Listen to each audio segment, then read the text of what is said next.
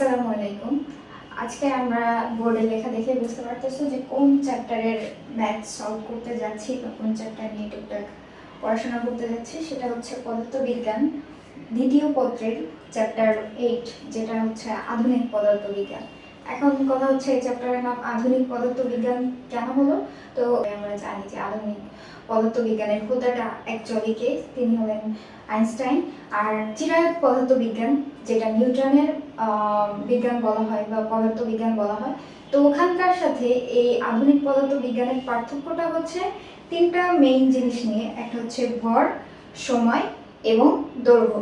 তো আমরা নিউটনের চিরায়ত পদার্থবিজ্ঞান পড়ার সময় আমরা দেখছি যে হচ্ছে ওইখানে বলা আছে যে ভর, সময় এবং দৈর্ঘ্য যেটা, এগুলো স্থির থাকবে, ঠিক আছে। আর আধুনিক পদার্থবিজ্ঞানে এটা প্রমাণ করা হয়েছে বা বিভিন্নভাবে আমাদেরকে ব্যাখ্যা দেওয়া হয়েছে যে এটা অ্যাকচুয়ালি পরিবর্তনশীল, দৈর্ঘ্য, ভর এবং সময়ও পরিবর্তন হতে পারে।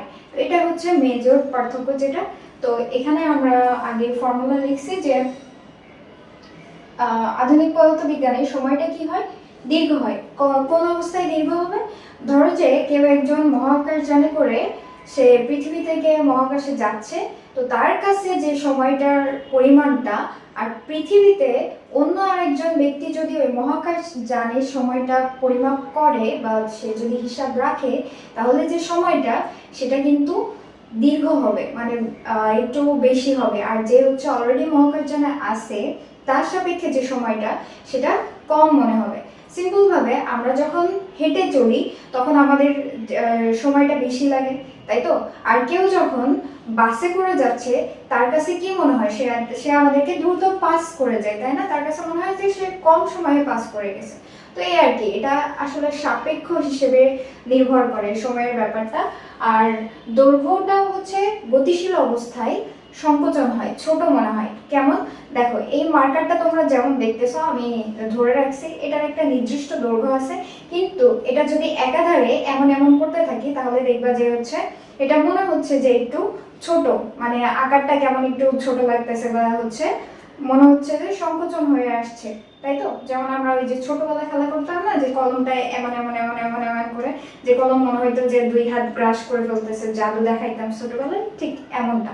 এটা হচ্ছে এই দৈর্ঘ্য সংকোচনের জন্য, যে হচ্ছে গতিশীল অবস্থায় আমরা যখন কোনো কিছুকে দেখি সেটার স্থির অবস্থায় যে দৈর্ঘ্যটা থাকে, গতিশীল অবস্থায় সেই দৈর্ঘ্যটা মনে হয় যে ছোট। যেমন আমরা প্লেন কিন্তু বড়, যখন আমরা আকাশে দেখি ওটা গতিশীল থাকে, তখন এটা দূরত্বের কারণে হোক আর গতিশীলতার কারণে হোক এটার দৈর্ঘ্য কিন্তু ছোট দেখায়, বুঝতে পারছি? আবার ভরটা কি হয়, পরিবর্তনশীল অবস্থায় ভরের পরিবর্তনটা বৃদ্ধি পায়, ঠিক আছে? গতিশীল অবস্থায় ভরটা বৃদ্ধি পায়। তো এটাই হচ্ছে মেইনলি আমাদের আজকের যে আধুনিক পদার্থবিজ্ঞানের প্রথম টপিকটা, সেখানে আছে কাল দীর্ঘায়ন, দৈর্ঘ্য সংকোচন এবং ভর বৃদ্ধি। তো এটার ফর্মুলা কি? ধরো যে কেউ একজন মহাকাশযানে আছে, ঠিক আছে, তার সাপেক্ষে যে সময়টা হবে সেটা হবে তার সাপেক্ষে স্থির সময়, সেটা হচ্ছে T0। আর কেউ একজন পৃথিবীতে বসে তার সময়টা কাউন্ট করতেছে, যে সময় মহাকাশযানে করে যাচ্ছে কত সময় যাচ্ছে, তো পৃথিবীর সাপেক্ষে সময়টা হবে T, ঠিক আছে? এখানে v² দিছি, এটা হচ্ছে মহাকাশযানের বেগ বা যে মহাকাশযান বলো বা গতিশীল অবস্থায় চলন্ত কোনো কিছুর বেগ। আর সিটা তো আমরা জানি আলোর বেগ। আর এই তো মোটামুটি এখানে দৈর্ঘ্য সংকোচনের ক্ষেত্রে L0টা হচ্ছে স্থির অবস্থায় কোনো বস্তুর দৈর্ঘ্য, এইটা হচ্ছে গতিশীল অবস্থায় ওই একই বস্তুর দৈর্ঘ্য। M0টা হচ্ছে স্থির অবস্থায় ওই বস্তুর ভর, কোনো বস্তুর ভর। Mটা হচ্ছে গতিশীল অবস্থায় ওই বস্তুর ভর, ঠিক আছে? তো এগুলো হচ্ছে আমাদের মানে মেইন তিনটা ফর্মুলা প্রথম ধাপে। তো আমরা আজকে একটা ম্যাথ সলভ করব, সেখানে আমাদের এই কাল দীর্ঘায়ন আর দৈর্ঘ্য সংকোচনের ফর্মুলাটা আছে, ঠিক আছে? ম্যাথে চলে যাই। এই ম্যাথটা অনেক বোর্ডে আসছে, অনেক টাইপের, মানে বোর্ডে যে ম্যাথগুলো আসে এই টাইপের ম্যাথগুলোই আসে, ঠিক আছে? এই ম্যাথটা আসছে 24 সালে, মানে সেম টাইপের আর কি। 22 সালে অনেকবার আসছে, অনেক বোর্ডে এই টাইপের ম্যাথ আসছে। তো আমরা দেখে আসি যে তিনু ও মিনু দুইজন, তিনু ও মিনুর জন্ম 1955, আচ্ছা 1955 সালে তাদের জন্ম। তারা যে স্কুলের ছাত্রী ছিল তা স্থপিত হয় হচ্ছে 1915 সালে। 25 বছর পর মিনু 85 সেন্টিমিটার লম্বা মহাকাশযানে চড়ে 0.6 সি, মানে এটা আলোর বেগের 0.6 বেগে মহাকাশে যাত্রা শুরু করলো এবং মিনুর হিসাবে 30 বছর পরে ফিরে এলো তার স্কুলের 100 বছর পূর্তি অনুষ্ঠানে যোগ দিতে। ঠিক আছে, মানে যে গেছে তার হিসাব অনুযায়ী সে 30 বছর পরে ফিরে আসছে পৃথিবীতে। কেন? তার স্কুলের যে 100 বছর পূর্তি অনুষ্ঠান, সেই অনুষ্ঠানে যোগ দিতে। আচ্ছা, তো আমাদের গ নম্বর প্রশ্নটা বলছে যে তিনুর নিকট মহাকাশযানের দৈর্ঘ্য কত হবে।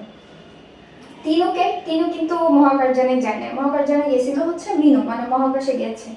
তাহলে তিনু কোথায় আছে? নিশ্চয় গতিশীল অবস্থায় যে দৈর্ঘ্যটা সেটা তার নিকট কত হবে এটা বলতে বলছে। আর মহাকাশযানের দৈর্ঘ্যটা কত ছিল সেটা এখানে দেওয়া আছে 85 সেন্টিমিটার। তাহলে আমরা কি জানি, ফর্মুলাটা লিখে ফেলি। এটা হচ্ছে গ, আমরা জানি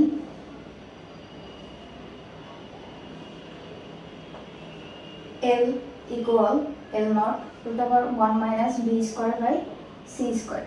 কি কি দেওয়া আছে এখানে? দেওয়া আছে L naught অর্থাৎ স্থির অবস্থায়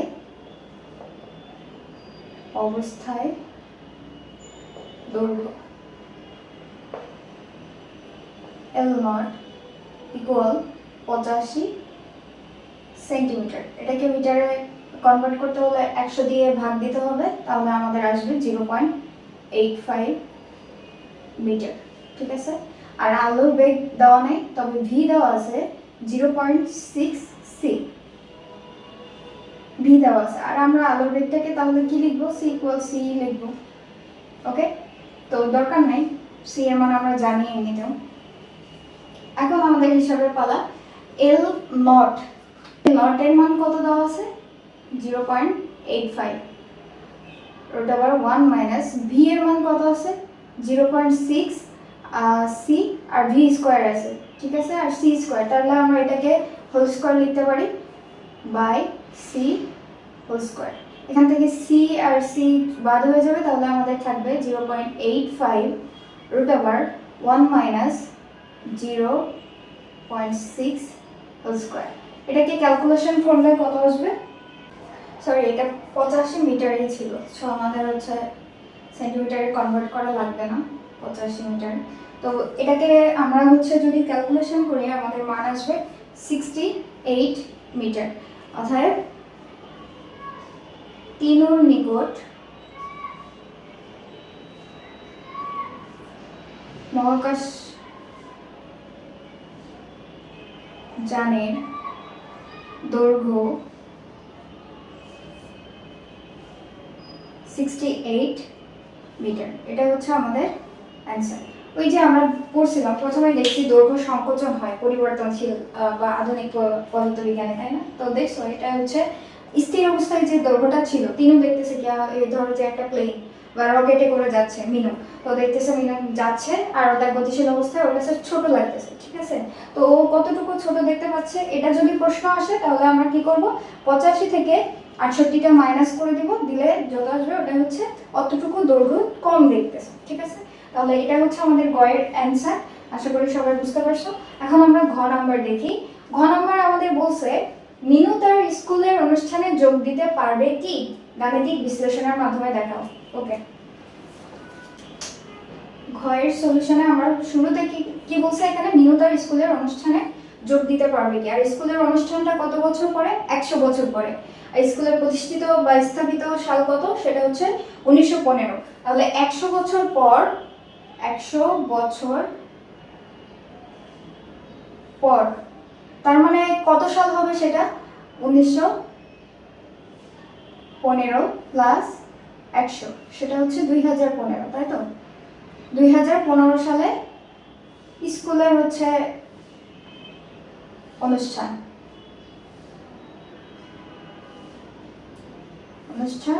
অনুষ্ঠিত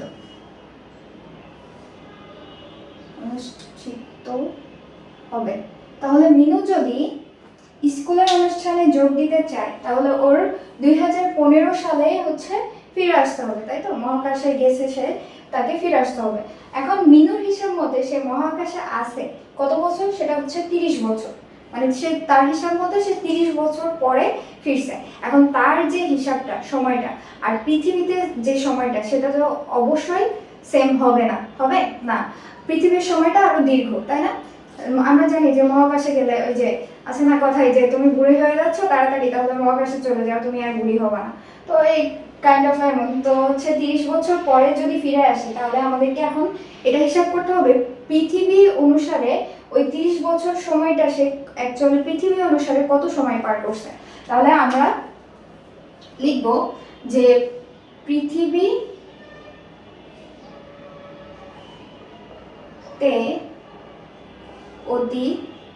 অতিক্রান্ত সময় কার হিসাব মতো, ওই 30 বছরের হিসাব মতো, ঠিক আছে? তাহলে এখানে আমাদের ফর্মুলাটা আসবে t equal t naught root over 1 minus v square by c square, তাই তো? এখানে টি নটের মান কিন্তু দেওয়া আছে ওই যে মিনুর হিসাব মতো, সেটা হচ্ছে 30 বছর বা 30 ইয়ার, আর ভি এরটা দেওয়া আছে 0.6 সি। তাহলে এখান থেকে আমরা মানটা ইজিলি বের করতে পারবো।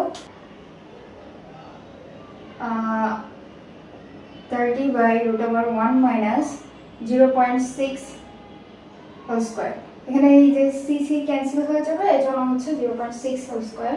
তাহলে এটা যদি আমরা হিসাব করি এটা কত আসে, এটার অ্যান্সার হবে হলো ক্যালকুলেশন করলে 37.5 ইয়ার, অর্থাৎ সে 37.5 বছর পর, মানে 37.5 বছর পরে বা 37 বছর 5 মাস পরে সে পৃথিবীতে আসলো, ঠিক আছে? মানে পৃথিবীর অনুসারে, তার অনুসারে সে 30 বছর থাকছে মহাকাশে, কিন্তু মহাকাশের সময় আর পৃথিবীতে অতিক্রান্ত সময় তো এক না।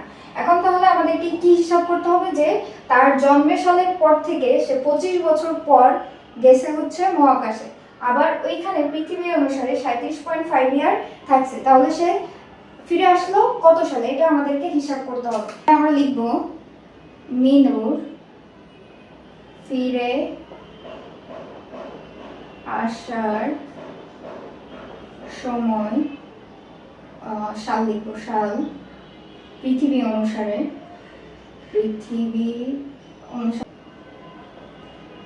সেটা হচ্ছে কত, তার জন্ম হয়েছিল 1955-এ, প্লাস 25 বছর সে পৃথিবীতে ছিল, তারপরে গেছে এবং সে ফিরে আসছে আরও 37.5 ইয়ার পরে। তাহলে সে টোটাল কত বছর পরে ফিরে আসলো, এটা হচ্ছে 25 আর 37.5 2017.5 ইয়ার, অর্থাৎ সে 2017 সালের মাঝামাঝির দিকে পৃথিবীতে ফিরে আসছে। আর ওদিক থেকে তার স্কুলের শতবর্ষ অনুষ্ঠান কত সালে, 2015 সালে, অর্থাৎ সে অনুষ্ঠান হয়ে যাওয়ার 2 বছর পরে ফিরে আসলো, তাই না? তার মানে এই যে কথাটা এখানে আছে যে মিনু তার স্কুলের অনুষ্ঠানে যোগ দিতে পারবে কিনা, এটার অ্যান্সার হবে না। অর্থাৎ এখানে আমরা লিখব যেহেতু মিনুর স্কুলের অনুষ্ঠান সংগঠিত হওয়ার সময় 2015 সালে, আর সে ফিরে আসছে কত সালে, 2017 মাঝামাঝি দিকে, অর্থাৎ মিনু তার স্কুলের অনুষ্ঠানে যোগ দিতে পারবে না, ঠিক আছে? এটা হচ্ছে অ্যান্সার। আশা করি বুঝতে পারছি। এখানে আমরা কি করছি যে আমাদের হচ্ছে ফার্স্টে কি বের করতে হবে, বলছে মিনু তার স্কুলের অনুষ্ঠানে যোগ দিতে পারবে কিনা। এখন মিনুর হিসাব মতে ওর অতিক্রান্ত সময় মহাকাশে হলো 30 বছর, আর তাহলে আমাদেরকে আগে হিসাব করতে হবে যে পৃথিবী থেকে সে কত বছর পরে, বা পৃথিবী হিসাব মতে সে কত বছর থেকে আসছে, আর তারপরে স্কুলের প্রতিষ্ঠা বার্ষিকী 100 বছর, তাহলে সেটা হিসাব করলাম। এখন মিনু ফিরে আসার দিন পর্যন্ত তার পৃথিবীতে অতিক্রান্ত হয়ে যাওয়া বা পৃথিবীতে বাহিত হওয়ার সময়টা কত সাল, সেটা হিসাব করবো কিভাবে? মিনুর জন্মসাল দেওয়া আছে, সে 25 বছর পরে মহাকাশে গেছে, সো 25 বছর অ্যাড হবে, সেটা পৃথিবীতে ছিল। আর পৃথিবীতে ফিরে আসছে আরও 37 বছর, 37.5 ইয়ার পরে। তাহলে এগুলো টোটাল যোগ করলে 2017 সাল আসে। সো মিনু 2 বছর পেছনে যেহেতু আসছে, তাই স্কুলের অনুষ্ঠানে যোগ দিতে পারবে না। তো আজকে আশা করি সবাই বুঝতে পারছো এ পর্যন্ত। যদি কোথাও সমস্যা থাকে অবশ্যই কমেন্ট করে জানাবা। টাটা, আসসালামু আলাইকুম।